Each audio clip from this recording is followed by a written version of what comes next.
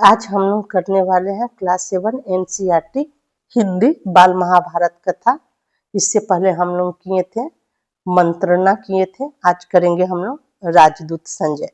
राजदूत का क्या मतलब होता है? जो राजा का दूत होता है। दूत का मतलब होता है जो संदेश लेके एक जगह से राजा उसको दूसरे जगह भेजते हैं, संदेश लेके उसे दूत बोलते हैं। तो राजदूत का मतलब राजा का दूत। उस राजदूत का क्या नाम है? संजय नाम है। तो इस चैप्टर को करने से पहले थोड़ा सा शब्द अर्थ भी देख लेते हैं, जिससे कि चैप्टर को समझने में आसानी होगी। एकत्र करना मतलब इकट्ठा करना। नियत निश्चित को बोलते हैं। यथाविधि विधि पूर्वक बोलते हैं। घृणा मतलब नफरत करना। विलंब देर को बोलते हैं। अप्रिय मतलब नापसंद जो हो। पराजित होकर मतलब हार कर। हित चिंतक भलाई चाहने वाला। आयोजन प्रबंध को बोलते हैं। दर्प घमंड को बोलते हैं। दपुर शंख मात्र। दपुर शंख का क्या मतलब होता है? मात्र डिंग मारने वाला जो व्यक्ति होता है, घमंडी जिसको बोलते हैं। और जो कुछ काम न करता हो, खाली अपने बड़ाई करता हो, तो उसे क्या बोलते हैं? दपुर शंख। संतप्त मतलब दुखी को बोलते हैं। याचना करना मांगना। संदेह शक को बोलते हैं। हठ जिद को बोलते हैं। इरादा निश्चय। स्वत्व मतलब अपने को। स्वत्व मतलब अपने को। चेष्टा प्रयास। कल्याण भला। प्रहार वार को बोलते हैं। अब शुरू करते हैं चैप्टर को पढ़ना। उपलब्ध नगर में रहते हुए पांडवों ने अपने मित्र राजाओं को दूतों द्वारा संदेश भेजकर कोई 7 अक्षौहिणी सेना एकत्र की। उधर कौरवों ने भी अपने मित्रों द्वारा काफी बड़ी सेना इकट्ठी कर ली। अब पांडव और कौरव क्या करने लगे? अब सेना को इकट्ठी करने लगे। समझ गए? तो क्या पांडव सब जो उनके मित्र राजा सब जो थे ना, उनको पास दूत सब भेजते थे और सेना सबको इकट्ठा करने लगे। क्या मतलब? कहने का क्या मतलब? पांडव सब 7 सेना इकट्ठी किए थे, तो वो 7 सेना क्या कहलाया? अक्षौहिणी सेना कहलाया। दुर्योधन सब जो है 11 जमा किए, 11 सेना सब इकट्ठा किए, तो 11 अक्षौहिणी तक हो गई। पंचाल नरेश के पुरोहित जो युधिष्ठिर की ओर से राजदूत बनकर हस्तिनापुर गए थे, नियत समय पर धृतराष्ट्र की राजसभा में पहुंचे। यथाविधि कुशल समाचार पूछने के बाद पांडवों की ओर से संधि का प्रस्ताव करते हुए वह बोले, युधिष्ठिर का विचार है कि युद्ध से संसार का नाश होगा और इसी कारण वो युद्ध से घृणा करते हैं, वो लड़ना नहीं चाहते। इसलिए न्याय तथा पहले के समझौते के अनुसार यह उचित होगा कि आप उनका हिस्सा देने की कृपा करें, इसमें विलंब न की जाए। अब युद्ध से पहले क्या होता है ना, एक बार ना संधि के लिए प्रस्ताव भेजा जाता है कि कहीं इससे भी युद्ध टल जाए। तो युधिष्ठिर क्या करते हैं ना, कौरवों के पास ना अपना एक दूत को भेजते हैं। वो क्या बोलते हैं कि युधिष्ठिर का क्या विचार है कि युद्ध से तो संसार का नाश हो जाएगा ना, इस कारण वो युद्ध से घृणा करते हैं, लड़ना नहीं चाहते हैं। अगर बिना लड़ाई के आप अगर उनका हिस्सा दे दे तो इसमें विलंब नहीं होगी और युद्ध टल जाएगा। यह सुनकर विवेकशील और महारथी भीष्म बोले, सही न्यायोचित है कि उन्हें उनका राज वापस दे दिया जाए। तो उस दूत की बात सुनकर क्या होता है ना, भीष्म जो है सो बोलते हैं, ये सही बात है, न्यायोचित है, उनका राज्य उन्हें वापस दे दिया जाए। भीष्म की बात कर्ण को अप्रिय लगी। वह बड़े क्रोध के साथ भीष्म की बात काटकर दूत की ओर देखता हुआ बोला, 13वां बरस पूरा होने से पहले ही उन्होंने प्रतिज्ञा भंग करके अपने आप को प्रकट कर लिया है, इसलिए शर्त के अनुसार उनको फिर से 12 वर्ष के लिए वनवास भोगना पड़ेगा। अब जब भीष्म ये बात बोलते हैं तो कर्ण बीच में ही टूकता है, क्रोध दिखलाता है, बोलता है दूत की तरफ क्रोध से देखते हुए बोलता है कि उनका तो अभी 13वां वर्ष पूरा नहीं हुआ था, पहले ही देख लिए गए थे, तो उनका तो प्रतिज्ञा भंग होता है, इसलिए उनको तो चाहिए कि 12 वर्ष का फिर से वनवास, 1 वर्ष का अज्ञातवास करना चाहिए। कर्ण के इस प्रकार बीच में उनकी बात काटकर बोलने से भीष्म को बड़ा क्रोध आया। वह बोले, राधा पुत्र, तुम बेकार की बातें कर रहे हो। यदि हम युधिष्ठिर के दूत के कहे अनुसार संधि नहीं करेंगे तो निश्चय ही युद्ध छिड़ जाएगा और उसके दुर्योधन आदि सबको पराजित होकर मृत्यु के मुंह में जाना पड़ेगा। तब कर्ण को टोकते हुए भीष्म बोलते हैं कि अगर युद्ध हुआ तो सबको मतलब बहुत हानि होगी, इससे क्या होगा, सबको मृत्यु का मुंह देखना पड़ेगा, तब हम लोग पराजित भी होंगे और मारे भी जाएंगे। भीष्म की बातों से सभा में खलबली मचते देख धृतराष्ट्र बोले, सारे संसार की भलाई को ध्यान में रखकर मैंने यह निश्चय किया है कि अपनी तरफ से संजय को दूत बनाकर पांडवों के पास भेजा जाए। अब धृतराष्ट्र कहते हैं कि ठीक है, सबकी सलाह से मतलब मैं यह निर्णय लेता हूँ कि मैं संसार की भलाई को ध्यान में रखकर अपनी तरफ से संजय को दूत बनाकर पांडवों के पास भेजना चाहता हूँ। फिर धृतराष्ट्र ने संजय को बुलाकर कहा, संजय तुम पांडु पुत्र के पास जाओ, वहां श्री कृष्ण, सात्विक, विराट आदि राजाओं से भी कहना कि मैंने सप्रेम उन सबकी कुशल पूछी है। वहां जाकर मेरी ओर से युद्ध न होने की चेष्टा करो। अब संजय को भेजते हैं और बोलते हैं कि सभी राजाओं से पहले तुम कुशल पूछना, फिर उसके बाद मेरी तरफ से कहना कि मैं भी चाहता हूँ कि युद्ध न हो, तो उसकी चेष्टा करना कि कैसे भी युद्ध न हो और इस चीज को टाला जा सके। संजय उपलब्य को रवाना हो गया। वहां पहुंचकर युधिष्ठिर की सभा में सबको विधिवत प्रणाम करके बोले, धर्मराज महाराज, धृतराष्ट्र ने आपकी कुशल पूछी है और कहा है कि वह आपको युद्ध की बात नहीं करना चाहते, वो तो आपकी मित्रता चाहते। संजय की ये बात सुनकर राजा युधिष्ठिर बड़े प्रसन्न हुए और बोले, मैं तो संधि ही चाहता हूँ, युद्ध का विचार करते ही मेरा मन घृणा से भर जाता है। यदि हमें अपना राज्य वापस मिल जाए तो हम अपने सारे कष्ट भूल जाएंगे। और युधिष्ठिर कहते हैं कि मुझे तो युद्ध से घृणा है, अगर मुझे अपना राज्य मिल जाए तो मैं युद्ध नहीं करूंगा, मैं युद्ध को अपने सारे कष्ट भी भूल जाऊंगा और युद्ध भी नहीं करूंगा। संजय ने कहा, युधिष्ठिर, धृतराष्ट्र के पुत्र न तो आपकी पिता की बात पर ध्यान देते हैं, न भीष्म की ही कुछ सुनते हैं। आप सदा से ही न्याय पर स्थित है, आप युद्ध की चाह न करें।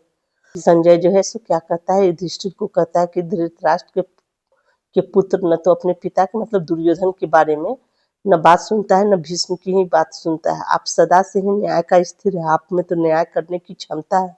आप जो है सो युद्ध की चाह न करें, आप मतलब युद्ध के लिए नहीं सोचे। संजय की ये बात सुनकर युधिष्ठिर बोले, संजय, श्री कृष्ण दोनों पक्षों के लोगों के हित चिंतक है, वह जो सलाह देंगे वैसा ही मैं करूंगा। तभी श्री कृष्ण बोले, मैं स्वयं हस्तिनापुर जाना उचित समझता हूँ। मेरी यही इच्छा है कि कौरवों से संधि की जा सकती हो तो की जाए। तब श्री कृष्ण क्या बोलते हैं, मैं कि स्वयं हस्तिनापुर जाना चाहता हूँ, अगर कौरवों से संधि हो जाए तो कर लेना चाहिए, इसमें कोई बुराई नहीं है। श्री कृष्ण के बाद युधिष्ठिर फिर बोले, संजय, कौरवों की राजसभा में जाकर महाराज धृतराष्ट्र की तरफ से मेरे प्रार्थना पूर्वक संदेश सुनाना कि कम से कम हमें 5 गांव ही दे दे, हम पांचों भाई इसी से संतोष कर लेंगे और संधि करने को तैयार हो जाएंगे। युधिष्ठिर क्या संजय को बोलते हैं कि कौरवों की सभा में जाके धृतराष्ट्र से बोलना कि मैं उनसे निवेदन करता हूँ कि हमें ज्यादा कुछ नहीं, 5 गांव भी दे देंगे तो हम पांचों भाई इसी में संतोष करके रह लेंगे और हम संधि करने को तैयार है, मतलब युद्ध नहीं करेंगे। युधिष्ठिर का यह संदेश लेकर संजय पांडवों तथा कृष्ण से विदा होकर हस्तिनापुर को रवाना हो गए। राजसभा में आकर उन्होंने युधिष्ठिर की सभा में जो चर्चा हुई उसका सारा हाल कर सुना। अब संजय पहुंचते हैं अर्जुन और कृष्ण से, युधिष्ठिर और श्री कृष्ण से विदा लेके, और राज्यसभा में सारी बात बताते हैं कि क्या क्या वहां पर हुआ। संजय की इस प्रकार कहने पर भी भीष्म दुर्योधन को दोबारा समझाने के बाद धृतराष्ट्र से बोले, राजन, कर्ण बार बार यही दम भर रहा है कि खत्म कर डालूंगा, किंतु मैं कहता हूँ कि पांडवों की शक्ति का 16वां हिस्सा भी उसमें नहीं है।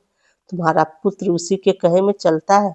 संजय की इस प्रकार कहने पर भीष्म जो है सो क्या दुर्योधन को दोबारा समझाने का भीष्म प्रयास करते हैं और धृतराष्ट्र से बोलते क्या है, तो राजन, मतलब कर्ण जो है सो हमेशा यही कहते रहता है कि मैं पांडवों को खत्म कर डालूंगा, लेकिन सोचो कि पांडवों की शक्ति का 16वां हिस्सा भी उसमें नहीं है, मतलब कर्ण में थोड़ा सा भी हिस्सा, 16वां हिस्सा भी कर्ण के अंदर नहीं। अब बार बार कर्ण क्या दम भरता है, मतलब दुर्योधन को सुनाते रहता है कि मैं पांडवों सबको मार डालूंगा, पांडवों को मार डालूंगा, मतलब कर्ण में कोई शक्ति नहीं, केवल ऐसे ही बोल रहा है। और तुम्हारा पुत्र जो है उसी के कहे पे चलता है, मतलब कर्ण की ही बात सुनता है। अपने नाश का आप ही आयोजन कर रहा है, मतलब अपना नाश खुद से ही कर रहा है। विराटनगर पर आक्रमण करते समय जब अर्जुन ने हमारी दर्प चूर कर दिया, मतलब हमारा घमंड तोड़ दिया, तब कर्ण वही तो था। गंधर्व जब दुर्योधन को कैद करके ले गए थे, तब यह डरपोक संग कर्ण वहां छिप गया था। अब फिर क्या करे, गंधर्व जब दुर्योधन को कैद करके ले गए थे, तो ये डरपोक संग मतलब अपनी पदबराई करने वाला जो अपनी डिंगे हाँकता है, वो भी तो वहीं पर था, तो फिर क्यों छुप गया। गंधर्वों को अर्जुन ने ही तो भगाया था और दुर्योधन की उनकी कैद से मुक्त किया था। इसके बाद धृतराष्ट्र ने संतप्त होकर दुर्योधन को समझाया, बेटा, भीष्म पितामह जो कहते हैं वही करने योग्य है, युद्ध न होने दो, संधि करना ही उचित है। फिर ये सब बात सुनने के बाद दुर्योधन को धृतराष्ट्र को लगता है कि युद्ध न हो तो अच्छा है, तो वो फिर दुर्योधन को समझाते हैं कि संधि कर लो, यही उचित होगा। दुर्योधन जो ये सब बातें सुन रहा था, उठा और अपने पिता को साहस बंधाता हुआ बोला, पिताजी आप भी कैसे भोले हैं, जो यह भी नहीं समझते हैं कि स्वयं युधिष्ठिर हमारा सैन्य बल देखकर घबरा उठे और इसी कारण आधे राज्य की बात छोड़कर अब केवल 5 गांव की ही याचना कर रहे हैं।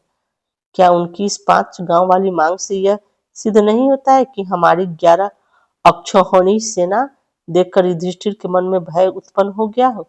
इतने पर भी आपको हमारी विजय के बारे में संदेह हो रहा है, यह बड़े आश्चर्य की बात है। अक्षौहिणी सेना का मतलब क्या होता है कि उस सेना को मारा नहीं जा सकता है। अक्षौहिणी सेना का मतलब होता है क्या, पहले महाभारत सब के समय में ये सब होते थे, मतलब इस सेना में कितना रथ है, कितना हाथी है, कितना घुड़सवार है और कितना पैदल सैनिक है, तो इसे क्या बोलते हैं, अक्षौहिणी सेना बोलते हैं। क्या बोलते हैं कि हमारी ये 11 अक्षौहिणी सेना देखकर युधिष्ठिर के मन में भय उत्पन्न हो गया, इतने में भी हमारी विजय के बारे में संदेह हो रहा है, यह बड़े आश्चर्य की बात है। अब क्या ये दुर्योधन जो है सो धृतराष्ट्र से बोल रहा है कि आपको समझ में नहीं आ रहा है, वो हमारी सेना को देख के भयभीत हो रहा है, तभी तो युद्ध न करके संधि करना चाहता है और 5 गांव में ही वो संतुष्ट होना चाह रहा है। आपको इसका मतलब समझ में नहीं आता है क्या? धृतराष्ट्र ने समझाते हुए कहा, बेटा जब 5 गांव देने से ही युद्ध टलता है तो बाज आओ युद्ध से, तुम्हारे पास तो फिर भी पूरा का पूरा राज्य रह जाता है, अब हठ न करो। अब क्या धृतराष्ट्र दुर्योधन को बोलते हैं, अगर 5 गांव तुम दे देते हो, युद्ध न होता है तो ये तो अच्छी बात है ना, तुम जिद क्यों करते हो, उसे दे दो, इससे तो अच्छा और कुछ नहीं हो सकता, तुम्हारे पास तो अभी भी पूरा का पूरा है। लेकिन इस उपदेश से दुर्योधन चिढ़ गया और बोला, मैं तो सुई की नोक के बराबर भी भूमि पांडवों को नहीं देना चाहता हूँ, आपकी जो इच्छा हो करो, अब इसका फैसला युद्ध भूमि में ही होगा। यह कहता कहता दुर्योधन उठ खड़ा हुआ और बाहर चला गया। सभा में खलबली मच गई और इस गड़बड़ी में सभा भंग हो गई। इधर संजय के उपलब्ध से रवाना हो जाने के बाद युधिष्ठिर श्री कृष्ण से बोले, वासुदेव, संजय तो महाराज धृतराष्ट्र के मानो दूसरे प्राण है, उनकी बातों से मुझे महाराज के मन की बात स्पष्ट रूप से मालूम हो गई है। मैंने तो कहला भेजा है कि मैं तो केवल 5 गांव से ही संतुष्ट कर लूंगा, किंतु ऐसा लगता है कि वो दुष्ट इतना भी देने को तैयार नहीं होंगे। इस बारे में मैं आपकी सलाह दे सकते हैं। अब संजय के मतलब उपलब्ध के रवाना हो जाने के बाद युधिष्ठिर और श्री कृष्ण आपस में बात क्या कर रहे हैं, बोल रहे हैं। युधिष्ठिर श्री कृष्ण से बोलते हैं, कृष्ण को वासुदेव कह के संबोधित कर रहे हैं, वासुदेव, संजय तो महाराज धृतराष्ट्र के मानो दूसरे प्राण है, मतलब संजय जो है, धृतराष्ट्र जो है संजय की बात बहुत मानते हैं। मुझे उनकी बातों से महाराज के मन की बात का पता चल रहा है कि मतलब महाराज क्या कहना चाहते हैं। मुझे तो ऐसा लगता है कि जैसे वो जो दुष्ट ये है दुर्योधन है, मुझे लगता है कि वो तो कुछ भी देने को नहीं तैयार होगा। तो इस बारे में आपका क्या सलाह है, आप क्या सोच रहे हैं, क्या मुझे बताना चाहते हैं, आप मुझे क्या राय विचार देंगे? युधिष्ठिर की बातें सुनकर श्री कृष्ण ने कहा, युधिष्ठिर, मैंने भी एक बार स्वयं हस्तिनापुर जाने का इरादा कर लिया है। अब युधिष्ठिर को लगता है कि अब हमें क्या करना चाहिए, तो युधिष्ठिर श्री कृष्ण से पूछ रहे हैं। तो श्री कृष्ण क्या युधिष्ठिर को बोल रहे हैं कि अब युद्ध से पहले एक बार मुझे लगता है कि मुझे ही हस्तिनापुर जाना चाहिए। तुम लोगों के स्वतों को युद्ध से बचाने की चेष्टा करूंगा। यदि मैं सफल हुआ तो इससे सारे संसार का कल्याण होगा। वो बोलते हैं, मैं एक बार खुद से जाके उन्हें समझाना चाहता हूँ, अगर युद्ध रुक जाए तो इससे क्या होगा, सारे संसार का कल्याण होगा, भला होगा। युधिष्ठिर ने कहा, श्री कृष्ण, मुझे लगता है कि आप वहां न जाएं। दुर्योधन का कोई ठिकाना नहीं है कि वह कब क्या कर बैठे। मुझे भय है कि कहीं वह आप पर ही प्रहार न कर दे। अभी युधिष्ठिर को थोड़ा सा भय होता है ये दुर्योधन के व्यवहार से। उसे लगता है कि अब कहीं कृष्ण को भेजा जाएगा तो दुर्योधन ऐसा ना कि कुछ कर बैठे, मुझे आप पर ही प्रहार कर डाले, तो मुझे इस बात से भय हो रहा है। श्री कृष्ण बोले, धर्मपुत्र, मैं दुर्योधन से भली भांति परिचित हूँ। अब श्री कृष्ण क्या युधिष्ठिर को बोल रहे हैं, धर्मपुत्र, मतलब वो धर्म के ज्ञाता है ना, तो इसीलिए युधिष्ठिर को संबोधित करते हुए बोलते हैं, धर्मपुत्र, मैं दुर्योधन को भली भांति, मतलब उसे मैं भली भांति परिचित हूँ, मैं उसके बारे में सब समझता हूँ। फिर भी हमें प्रयत्न करना ही चाहिए। किसी की यह कहने की गुंजाइश ही मैं नहीं रखना चाहता कि मुझे शांति स्थापित करने का जो प्रयास करना चाहिए था वह नहीं किया। तो श्री कृष्ण क्या बोलते हैं कि मैं थोड़ा सा भी कहीं गुंजाइश नहीं रखना चाहता हूँ कि अगर शांति स्थापित हो जाए तो इसमें कोई बुराई नहीं है, मुझे इसके लिए प्रयास करना चाहिए।